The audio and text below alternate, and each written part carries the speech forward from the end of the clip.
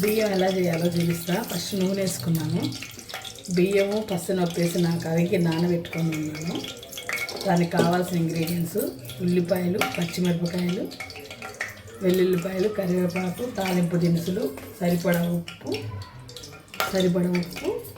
తాలింపు దినుసులు, ఇంగువ కొంచెం తాలింపులు వేస్తున్నాను. కరివేపాకు,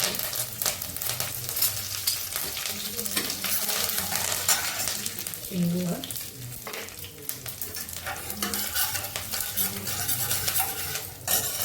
పచ్చిమిర్చి. ఇది అసలు కారం లేదు. పచ్చిమిర్చి లేత రంగులో ఉన్న కారం, బూడు రంగులో ఉన్న బాగా కారం ఉంటాయి. డబ్బా మీద ఒక పిడికిడి వేసే బియ్యం. పచ్చినొప్పు దాంట్లో ఒక పెద్ద గుప్పిడి అంత వేసుకోవాలి.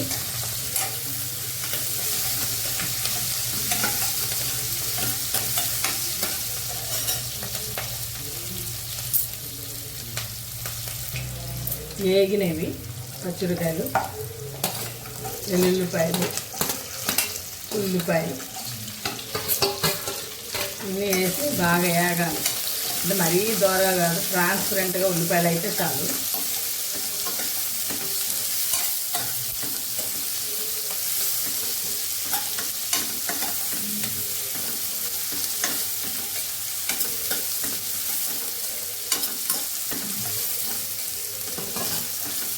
ఉప్పు కూడా ఇందులో వేసామనుకోండి తొందరగా ఎగుతాయి ఉల్లిపాయలు.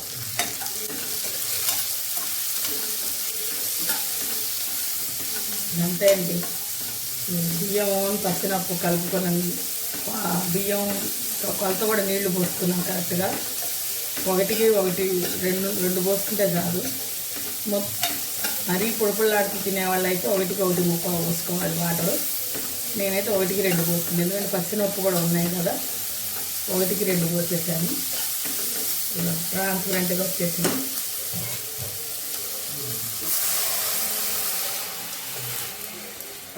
అయిపోయిందండి బియ్యం. 2 విజిల్స్ వస్తే చాలు. మూత పెట్టేసి 2 విజిల్స్ వస్తే ఇక బియ్యం అయినట్టే. ఎంతో ఈజీగా చేసుకోవచ్చు పాలల్లో. కొంతమంది పసుపు వేసుకుంటారు, మా ఇంట్లో పసుపు అలవాటు లేదు. ఇంతేనండి, మూత పెట్టేటి అంతే. 2 విజిల్స్ వస్తే చాలు. 2 కోతలు వచ్చేయండి. వచ్చేసాను. 9 లేక మూత పెడితే అయిపోద్ది బియ్యం. చాలా ఈజీ. బ్యాచిలర్స్ చేసుకోవచ్చు, కూరగాయ లేనప్పుడు చేసుకోవచ్చు, ఏదైనా చేసుకోవచ్చు. అయిపోయిందండి. ఆవిరి మొత్తం పోయింది.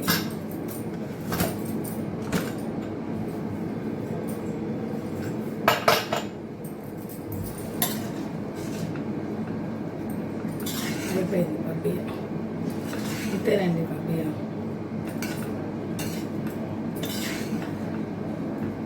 ఇవాళ మా లంచ్లోకి ఇదే.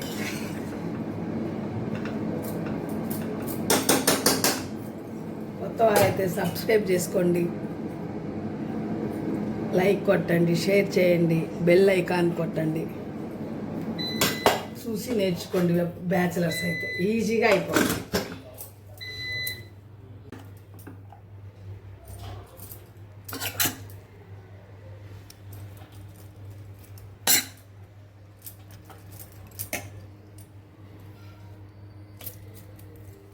ఇందులో టమాటా పచ్చడి బాగుంటుంది, మామిడికాయ కారం బాగుంటుంది.